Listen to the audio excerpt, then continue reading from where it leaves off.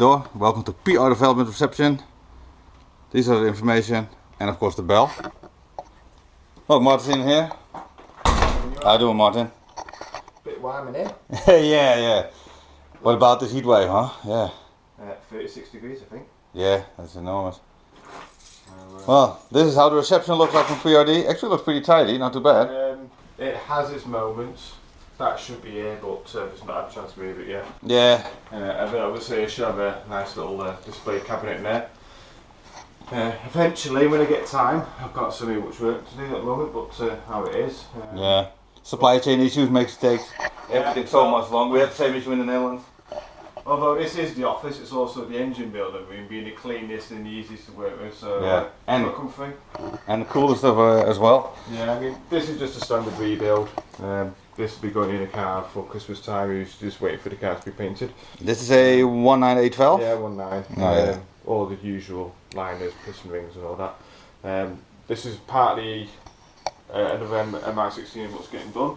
Very nice. There's a bit of tickling on the cam journals. It's had a bit of pickup, but these are 30 years old. So that's been acca blasted, waiting for the cameras to come so we can grind them in. And then it's going to have new guides and a skim, obviously a pressure test. That one's been done, it's been sat for a while. Again, just waiting for a good opportunity to stick it on the pallet and send it to the customer. That's again a fully rebuilt MI16, even had the bolts and all that. This one is absolutely stunningly beautiful. So if you want your MI6 to look like this and you got some time, man, look, this is what Martin can do. Look at this, man. This is absolutely stunning. It's all zinc coated. Zinc coated, yeah. Perfectly honest with you, there's no difference between this looks really clean and this one here. It's just that one's been cleaned by Aquablast. Yeah, that's true. All internals are just as clean. Yeah, that's really where it's at, obviously, but this is just nice to look at. Looking about 480 quid to have it aquablasted, and that's all it is really, to keep it clean. And but obviously when you come to aquablast it, you're peeling the actual surface and it actually seals it up again, so it doesn't corrode like that one. I mean, that's 30 years of corrosion. That's been acid bathed. Well, after that it still looks like this? Yeah, it's been degreased and acid bathed, but it's still actually, after 30 years in, it doesn't really look that bad, honestly. Yeah, it's one of those, some people want the original look, and unfortunately when you go like that, that's brilliant. And then you don't have to worry about everything else. Once you go aquablasted, you want every single bolt, every single cable tie new. Also, it just looks like an eyesore and it sticks out, so it gets a bit OCD and mad at the time. So, but once you start going that way, that's you've got to keep on going that way. So, yeah, I'll take you into the workshop. Right? Yeah. So now we're entering the workspace. And immediately we spot the famous Meggy. Well, if you are a Peugeot guy, it's probably famous. It's not famous. Well, in the UK, Peugeot, everybody knows about this car probably. Mostly, yeah. Yeah, mostly. I don't want it to be famous. Yeah, of infamous, maybe that's a better word. I would like to do track days without people mobbing me like they did with the Twin. But yeah, this is... That's what happens when you do cool stuff. I know, and that's probably why I don't go to too many car shows anymore, unfortunately, because I don't want to be panicking a crowd of people like I've had before. So this one is in a very, very sorry state now. At the moment, which is a shame, but... So obviously with the lockdown, I had nowhere to put it at the time, and I moved units, and it went under for cover outside my parents' house. And it's, you can see it's looking really sorry for itself. I mean, it was all rebuilt. Pristine, and that's a British weather for you, how nasty it can be. When you put a cover on, there's moisture, it gets in everywhere. And this shows me that I didn't paint it properly. Although the paint I used was... not up to par, yeah. Well, no, I don't know what it was, whether it was a steel originally, I don't know. But either way, all the engine's coming out of this now. I've got, this engine will be going in the Twin, I call it the Twin. No longer a Twin, but it's Meggy 2. It's the road version. We'll get to that later, why it's called the Twin, obviously, but yeah. So this one, the engine's coming out, the new engine's going in. Which is over there, we will show that later. No, I'll show you now. We'll show it right now, actually.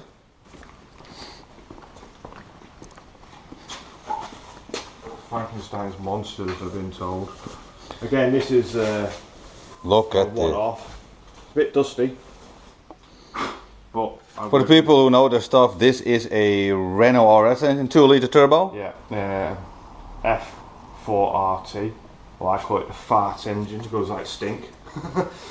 Yeah. But yeah, custom manifold. If anyone's wondering what the hell all this is my TIG welder, who had to build up layer after layer after layer after layer, so we could tulip or open up the throttle, these intakes, so we can blend this in. But obviously, a sudden large size to a large one doesn't really work that well. Yeah, so from the outside it looks a bit messy, but from the inside it looks like a normal trumpet. So all it matters to me is function over. Look how big this throttle body is. Yeah, I'll open it. You might even see it in there if you can see the opening. Oh yeah, actually you can at the first two. It looks quite nice. The camera can, I don't know. Yeah, probably. We'll see. So, custom inlet manifold. I gained a fair bit of power when I put a bigger throttle body on these when I went to a cable.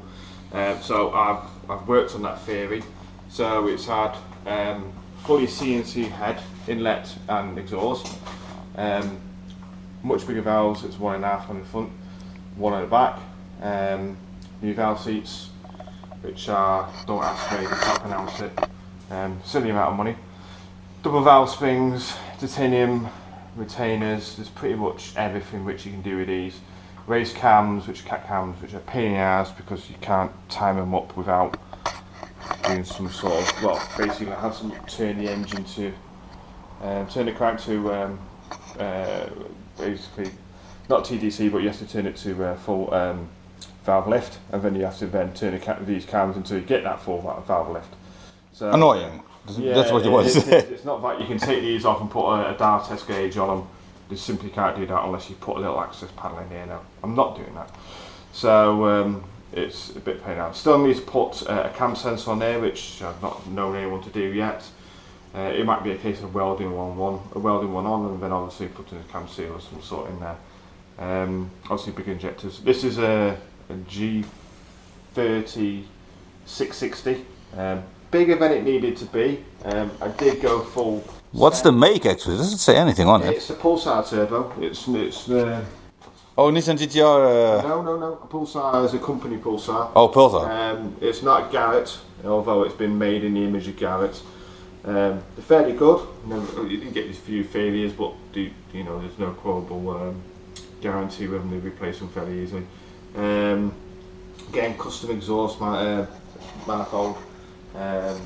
From Trust. Yeah. Nice piece though. Good company. Really nice guy to work with. Shout out to Trust. It looks great.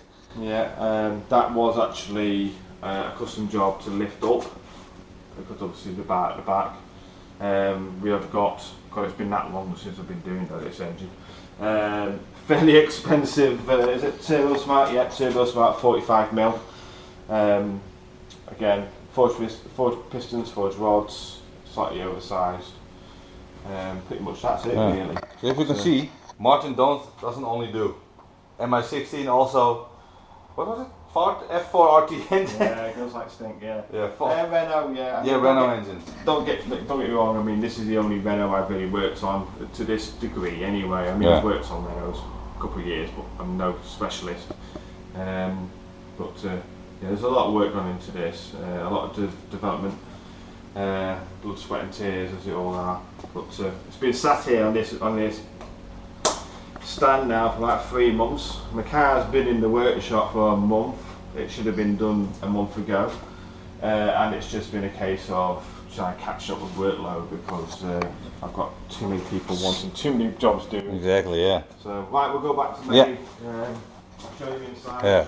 Just as easily compressive as the back. But hold on a minute, because I know what this is. Most of them.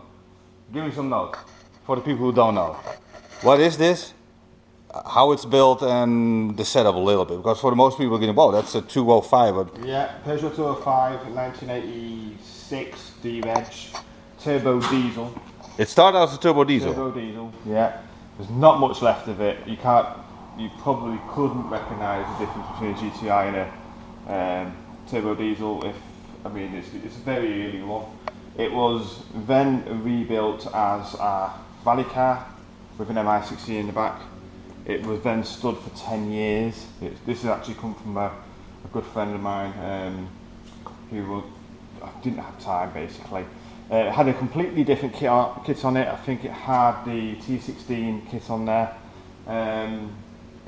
It was all painted. It just needed all the the engine to go in, the wiring done. But unfortunately, I had very different ideas. Yeah. I had a Renault Megane already. I got that fed up repairing it, and the wiring jobs on it, and I just wanted to try something different. So bought a 208 180, and then obviously had a spare car, and I thought, that might be interesting. Worked out quite well really, because it's an iron block, which is not much better for the rear. For the Eagle Eye viewers, the engine is in the back, of course, as you just seen. But it sits far forwards. It doesn't lean back over the dry shafts. If you look at this one, that's the exact same engine. It does sit forwards, doesn't lean over the back, so it's much better for mid-engined. Again, gearboxes are better than the Peugeot. They can hold 500 horse, 500 foot-pounds. Probably not for very long, but they'll do it. Better. Again, this was a crate engine which we bought off eBay, which was about 1,200 quid. You must have seen them if you've been on eBay. It's brand new, so to speak. Came with a few bolts missing, but I've got a few of them.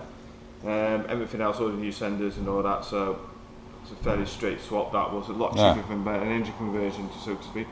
But anyway, this one I had to have a lot of work done on the back end, put more bars in.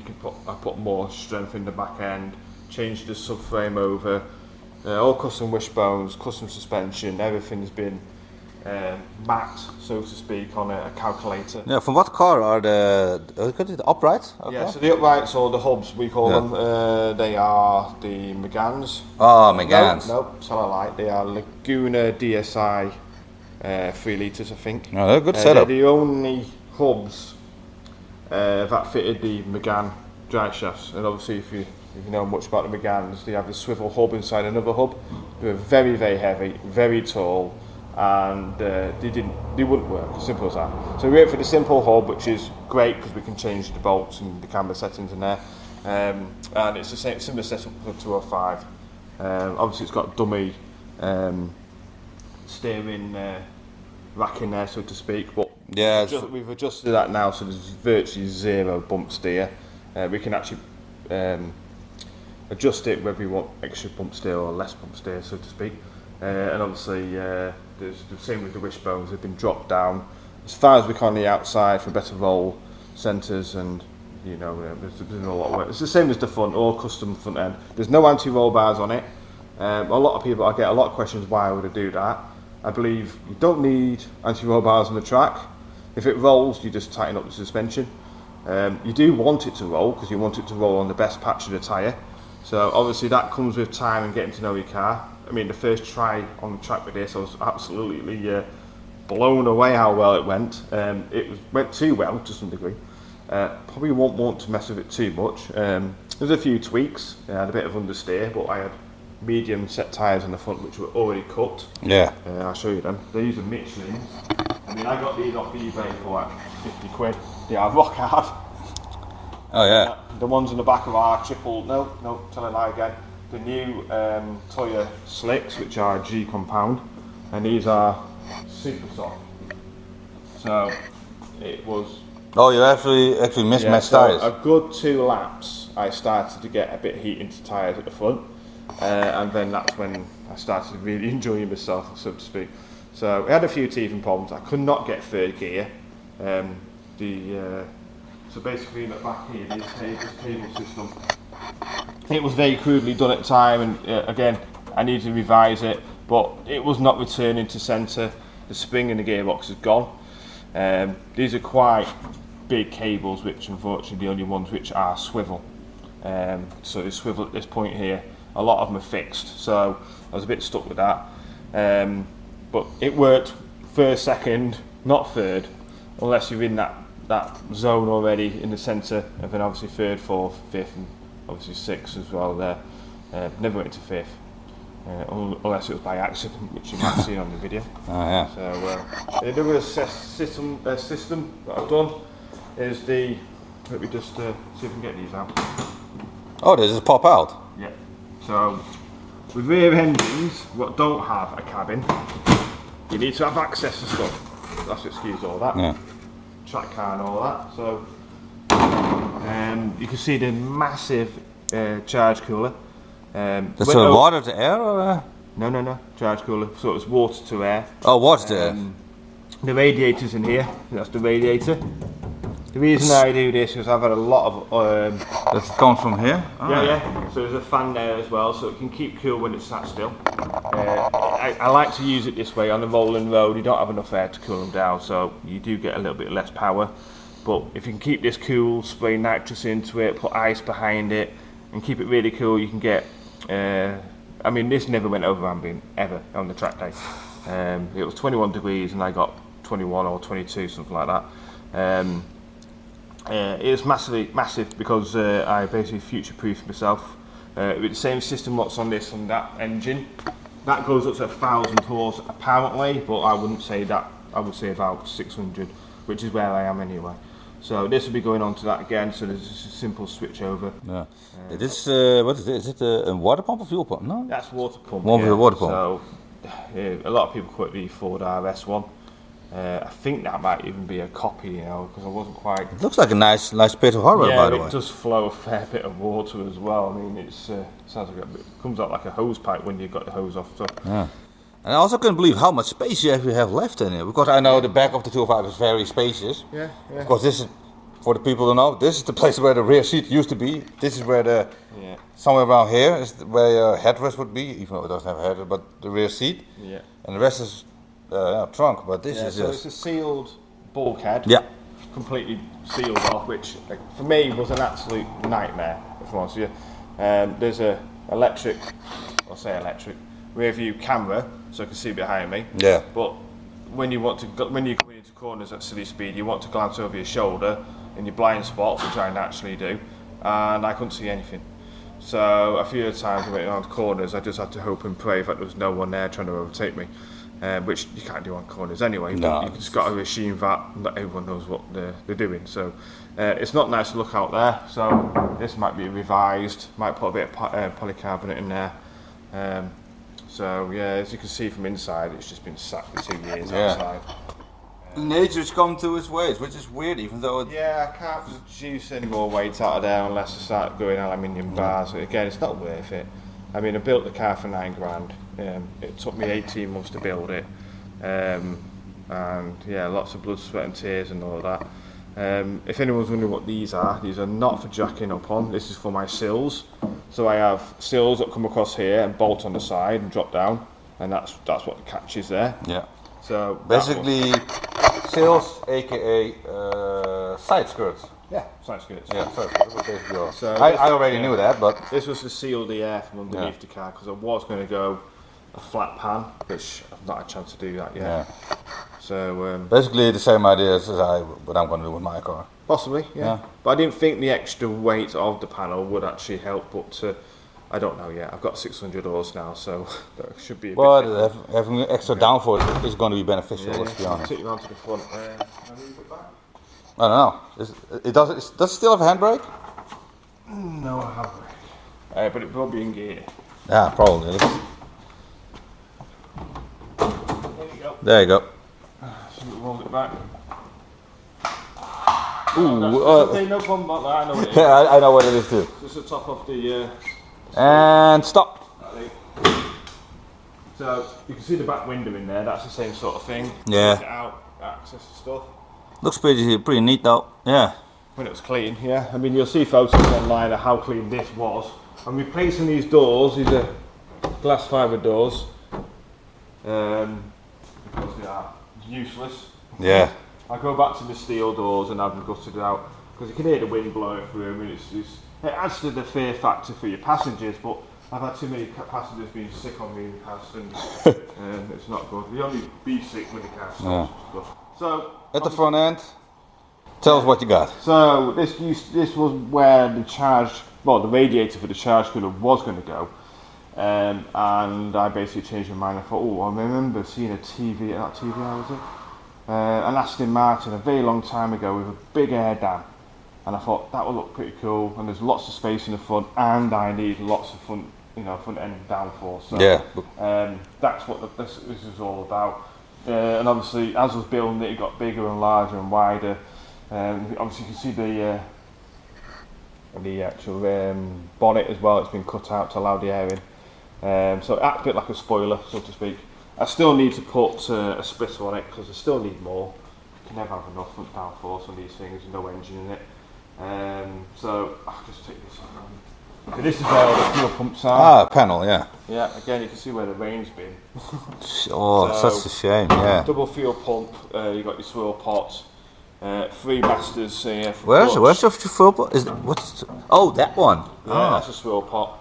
So you got a lift pump, which I had to use an injection pump, unfortunately, because it's just the only way it works. And what I had to use then is an adjustable resistor to slow it down, so it wouldn't overflow or pressurise it too much. So that's fairly straightforward. Yeah. The regulator's in the front, so it's just one pipe going to the rear.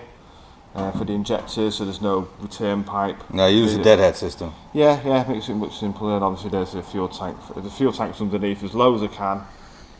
Yes. And it's close to the centre. How many gallons or liters? I think it's about 40. No, it's about 20 litres. I think. That's plenty. There's one behind you. That's 40 litres. Oh yeah. I've learnt a lesson of a road car. It needs to be bigger than smaller. So. And the front end is again, space framed. Yeah. It wasn't like that, it was just bare. I cut the whole front end off. Didn't need it. Yeah, exactly. Obviously, I needed some bars in there for crash damage, holding the stuff in. So that was then incorporated into a frame to keep the front end as stiff as possible. Yeah. But from this point on, it's basically stock until. Not stock, but it has a stock subframe. And then until the bulkhead, it's basically OEM. So aside from the fact that it's like completely roll caged and you've got rear chassis legs at the back. Yeah. You have got part of the rear outer 3/4. The roof has been cut out to some degree. Yeah. That's it. Really. There's a few bars. I mean, it's not quite like the twin over there, which is all. It doesn't have any wipers. I just noticed. It's polycarbonate. Yeah. Which I upset a lot of people when they did that. Why? Because polycarbonate windows are about 400 quid and I made mine for 50 quid and upset a few people. Yeah. Which I do quite regularly apparently because I like to think then with my money. Yeah. That's how it is for me.